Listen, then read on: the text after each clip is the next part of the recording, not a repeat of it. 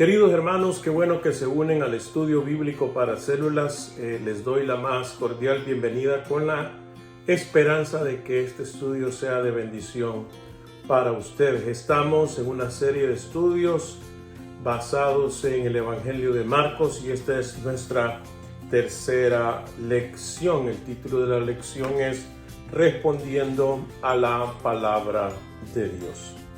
Dice su reflexión inicial: los puede encontrar en medio de las ciudades congestionadas, a veces encajados entre rascacielos, a veces colgados en cajas en los balcones altos e incluso floreciendo en las esquinas expuestas de los apartamentos de lujo del último piso.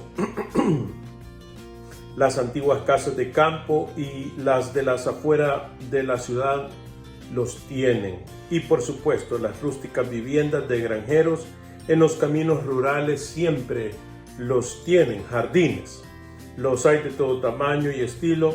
Las verduras, frutas y diversas clases de cosecha generalmente delatan los gustos del sembrador.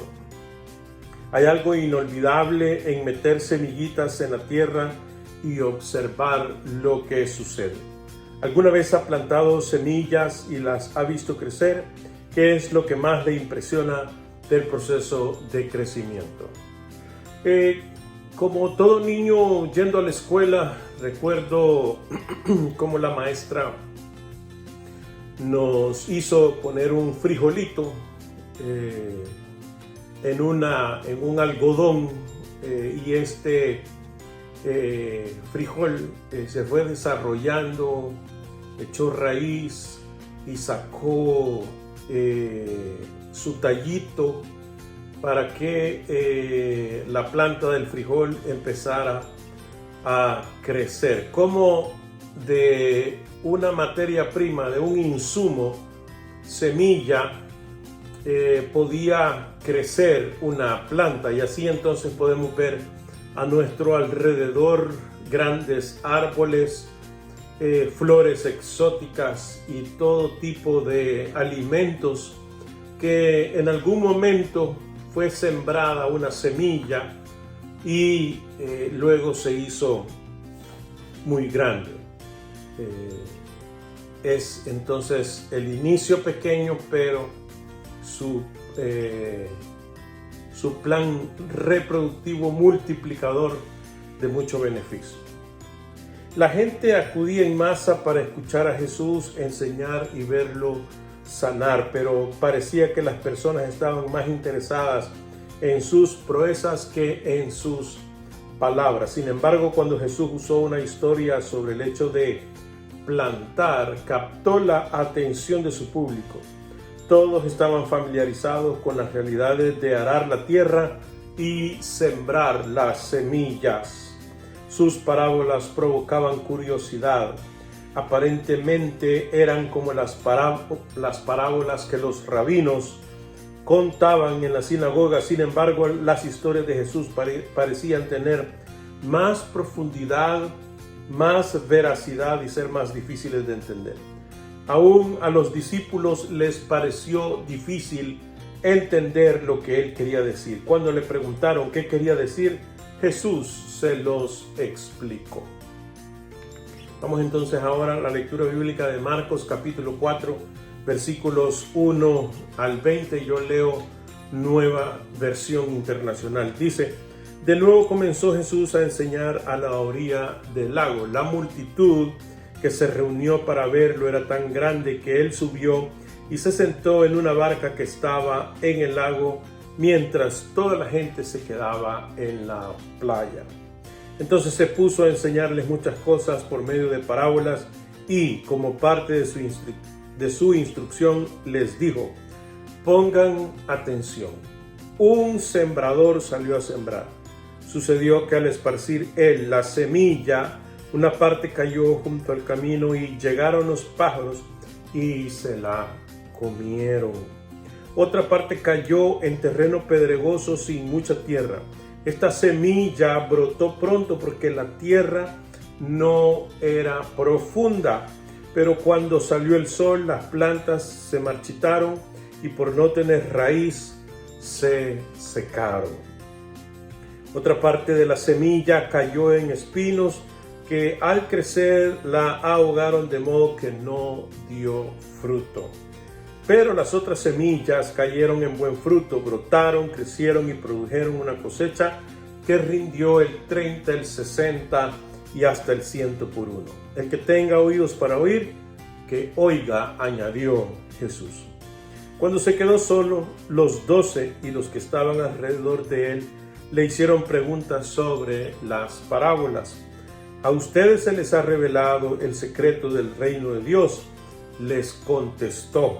Pero a los de afuera todo les llega por medio de parábolas para que, por mucho que vean, no perciban, y por mucho que oigan, no entiendan, no sea que se conviertan y sean perdonados. ¿No entienden esta parábola?, continuó Jesús. ¿Cómo podrán entonces entender las demás? El sembrador siembra la palabra. Algunos son como los sembrados junto al camino, donde se siembra la palabra. Tan pronto como la oyen, viene Satanás y les quita la palabra sembrada en ellos. Otros son como los sembrados en terreno pedregoso. Cuando oyen la palabra, enseguida la reciben con alegría, pero como no tienen raíz, dura poco tiempo. Cuando surgen problemas o persecución a causa de la palabra, enseguida se apartan de ella. Otros son como el sembrador entre espinos. Oyen la palabra, pero las preocupaciones de esta vida, el engaño de las riquezas y muchos otros malos deseos entran hasta ahogar la palabra, de modo que ésta no llega a dar fruto. Pero otros son como los sembrados en buen terreno. Oyen la palabra, la aceptan y producen una cosecha que rinde el 30, el 60 y hasta el 100 por uno. Vamos entonces a esta hora a hacernos preguntas para explorar el texto. Y dice, ¿qué representa cada tipo de terreno en la historia de Jesús?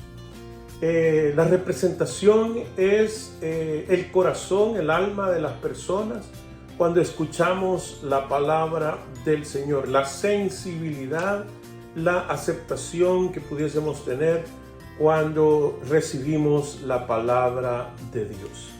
¿Qué representan el sembrador y la semilla?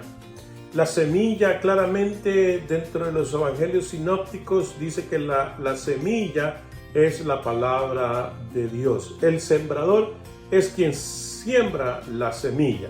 Vamos a decir que de origen el Padre Celestial envía la semilla. Jesús es el sembrador. Los que anuncian la palabra pudiesen ser el sembrador delegados por Jesús. Entonces, la semilla es la palabra de Dios. Cuando es expuesta, cuando es lanzada, va a caer en corazones, en almas, y van a reaccionar. ¿En qué se asemeja la historia de las semillas a nuestras vidas espirituales? Bueno, creo que además de poder escuchar la palabra de Dios y haber dado el paso inicial de recibir a Jesucristo, el cual es suficiente y único para la salvación, pero para el crecimiento se necesita alimentar el alma con la palabra de Dios, de acuerdo a lo que leemos en las Escrituras. El Señor nos exhorta, nos motiva a escudriñar las Escrituras, porque las Escrituras son lámpara a nuestros pies, son el alimento que nos fortalece para no pecar contra Dios, etc. Entonces, la semilla puede venir a nuestra vida y puede caer en nuestro corazón, si vamos a decir la semilla de la palabra de Dios, de la salvación. recibimos a Cristo, cayó en buena tierra y multiplicamos esa semilla al 30, al 60 y al 100%. Pero la semilla de las finanzas, la semilla de la familia, la semilla del buen vecino, etcétera, todas esas semillas vienen y deben de caer en nuestro corazón, y nosotros debemos de ser receptores para que esa semilla, esa palabra que el Señor está enviando pueda sacar fruto abundante. ¿Cómo cambia nuestra vida cuando comenzamos a dar fruto? Es estimulante todo aquel que ha experimentado el proceso de plantación y ve fruto y ve cómo el crecimiento empieza a darse, el proceso de multiplicación, como aquella semillita. Es como plantar iglesias. Debo de decirles, hermanos, que nuestro aporte a lo que es la plantación de iglesias para brasileños, la iglesia de Delray Beach está continúa con el desarrollo de esa iglesia, además de tener su servicio en inglés. Con nuestro aporte ha quedado una congregación brasileña. Estamos en West Doral y empezamos a ver los frutos. Y así también en nuestra vida, hermanos, cuando nosotros empezamos a ver la transformación de nuestra vida, no de una manera legalista, no de una manera donde se nos impone, donde se nos obliga, sino que nace de nuestra alma, de nuestro interior correrán ríos de agua viva, dijo el Señor, y de esa manera nosotros empezamos a ser transformados. Hay un gran estímulo. Eso creo yo que hace cambiar nuestra perspectiva. Enumera algunos ejemplos de lo que podría ser un cristiano fructífero. Un cristiano fructífero, creo yo, modera su carácter, reduce su ego, tiene la mente de Cristo, se alimenta de la palabra de Dios, es uno que ora y tiene vida devocional, es uno que abandona el pecado de manera progresiva, constante.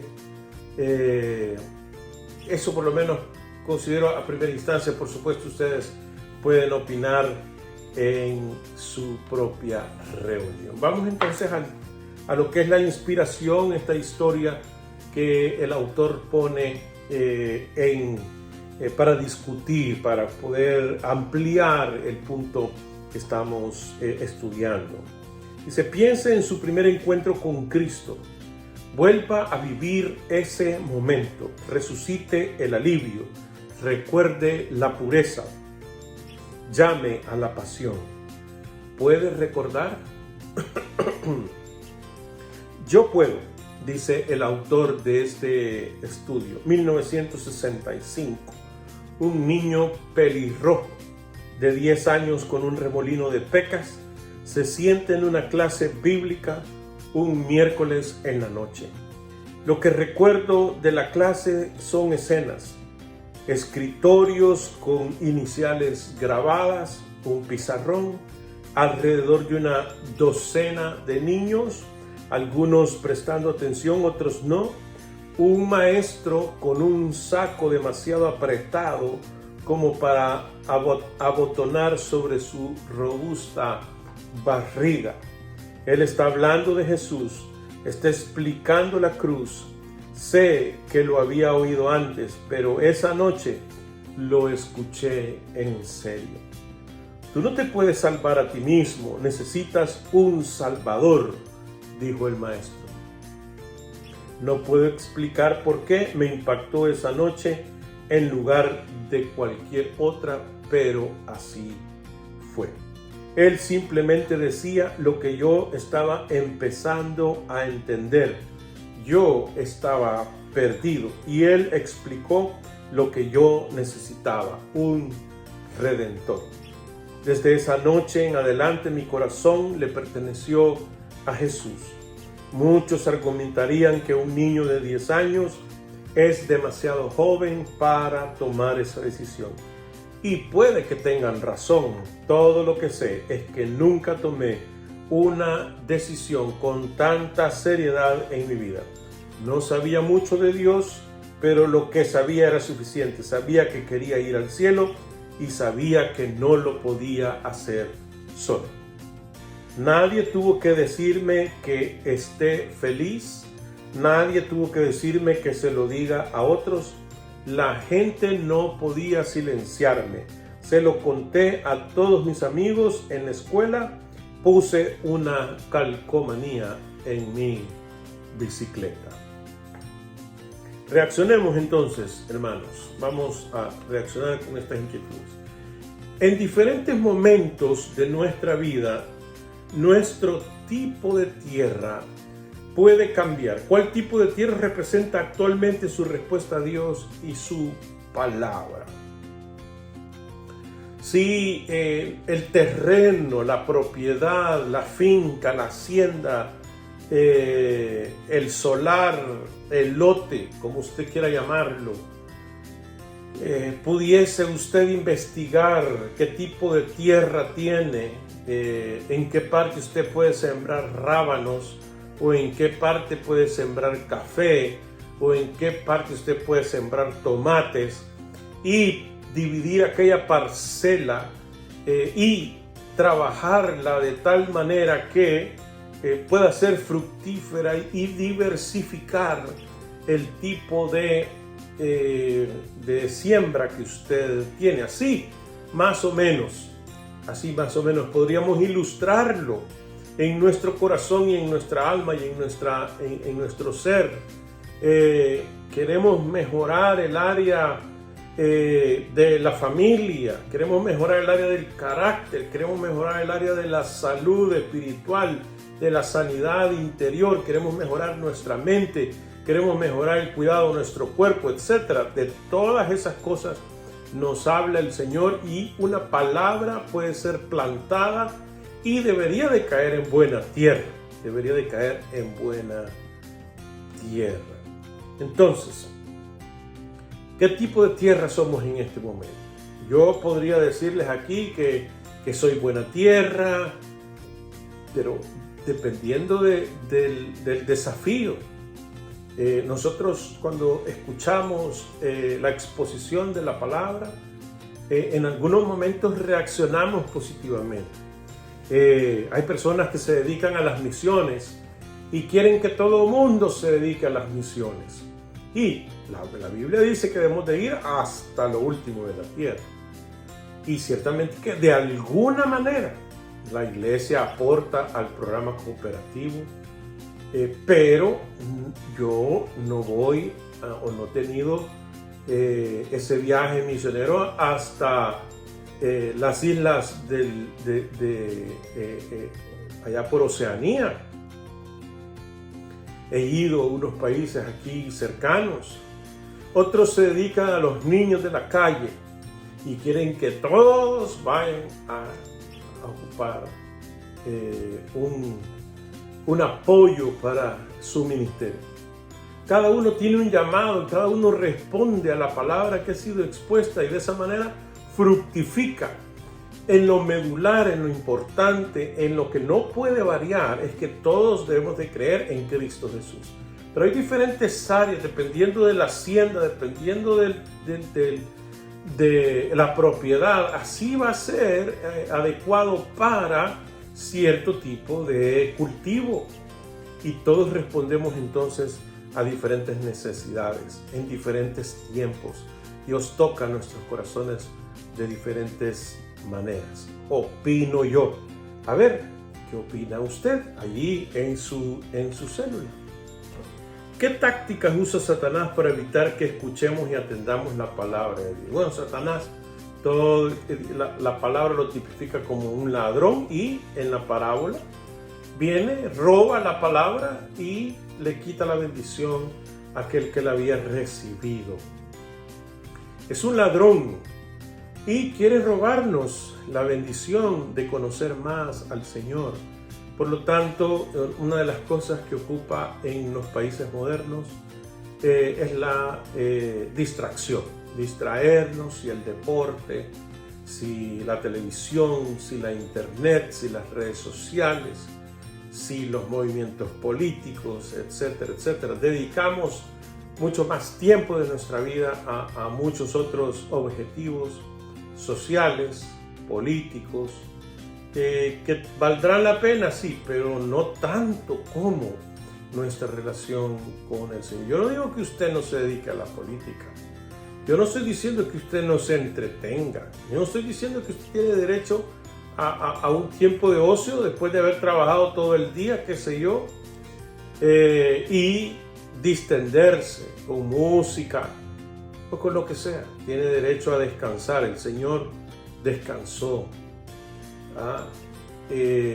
Se recreó. La recreación es mejor que simple ocio. Pero bueno, lo que estoy tratando de decir es que nada compita con nuestro Señor. Que nuestro Señor siempre ocupe el primer lugar, y eso tiene que ver cómo permitimos que el diablo nos interrumpa nuestro desarrollo espiritual. ¿Qué espinas pueden estar ahogando su capacidad de dar fruto?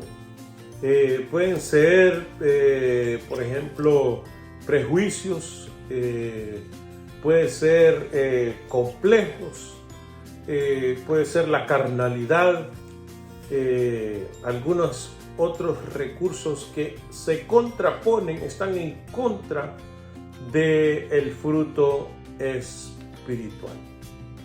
¿De qué maneras está usted tratando de alimentar la semilla espiritual que Dios ha plantado en su vida? Una manera, yo quiero felicitarlos porque están ahora en el grupo, en la célula. Esta es una manera de cómo usted alimenta la semilla. Cuando usted escucha el culto de oración online, cuando usted asiste los días domingos al culto de celebración dominical, cuando usted asiste a la escuela dominical y discute, digo en el buen sentido, estudia, si le parece una mejor palabra, las escrituras junto con sus hermanos. Cuando uno proclama el evangelio, cuando uno comparte su fe con otras personas, uno da libertad a que esa semilla fructifique, esa semilla de la palabra del Señor. ¿Qué está haciendo su iglesia para promover el crecimiento espiritual de los que buscan a Dios y los creyentes? Estamos haciendo servicios dominicales, estamos teniendo clases de la escuela dominical para niños, jóvenes y adultos en 2 idiomas. Estamos teniendo células en 2 idiomas. Estamos llevando a otros lugares la palabra de Dios, plantando iglesias. Por decir algo, hermanos, por decir algo. Parece que la iglesia no es el pastor. La pregunta dice, ¿qué está haciendo su iglesia? O sea, el cuerpo, los cristianos. ¿Qué estamos haciendo? Ahí lo involucra a usted y a mí. Somos corresponsables. Pero bueno, desde la orientación pastoral estamos haciendo por lo menos algunas de las cosas que le he mencionado. ¿Qué puede hacer usted para ayudar a que la semilla se arraigue en otros? Pues obviamente proclamarla, compartirla, invitar a que se escuche la palabra del Señor. Andrés llevó a las personas, llevó a su hermano. El plan Andrés se le llama a eso, ¿verdad? Llevar gente a la célula, a la escuela dominical, a los cultos dominicales, a las reuniones de celebración, etcétera. Usted tener un estudio en su casa y decirle, mira, te quiero invitar a un estudio bíblico. ¿Qué te parece si estudiamos Marcos? Y de lo que usted está aprendiendo aquí, simple y sencillamente lo podría multiplicar. Vamos entonces aterrizando y llegando casi al final de este estudio. Lecciones de la vida es otra sección de este estudio. Dice, a veces puede ser útil considerar toda su vida como si fuese cierto tipo de tierra y pedirle a Dios que le muestre qué clase de cambios desea hacer en usted. En otras ocasiones puede ser útil considerar áreas específicas de su vida como si fuesen diferentes clases de tierra. Usted se parece más a una hacienda que a un campo y Dios está ocupado plantando en algunos lugares, cuidando en otros y cosechando en otras partes de su vida. Haga un recorrido reflexivo de su vida, considerando diferentes áreas y pidiendo a Dios que le indique maneras en que usted podría ser más receptivo y obediente a Él. Y una sugerencia para la oración final. En su célula dice, Señor, tú eres el paciente sembrador en mi vida. Gracias. Has usado a otros para que pongan ciertas semillas y a veces sé que no he apreciado la obra de ellos como debí haberlo hecho. Ayúdame a expresar gratitud cuando percibo que estás poniendo a otros en mi vida para servirte en mi hacienda. Señor, haz lo que estimes necesario para que mis campos sean productivos para ti. Yo soy el hacendado y la hacienda, pero te pertenezco. Gracias, hermanos, por haber acompañado el estudio de esta ocasión. Espero que la reunión de su célula sea tan fructífera como lo ha sido hasta ahora y, por qué no decirlo, hasta mejor. Será mi participación hasta aquí y nos veremos en otra ocasión. Dios les bendiga.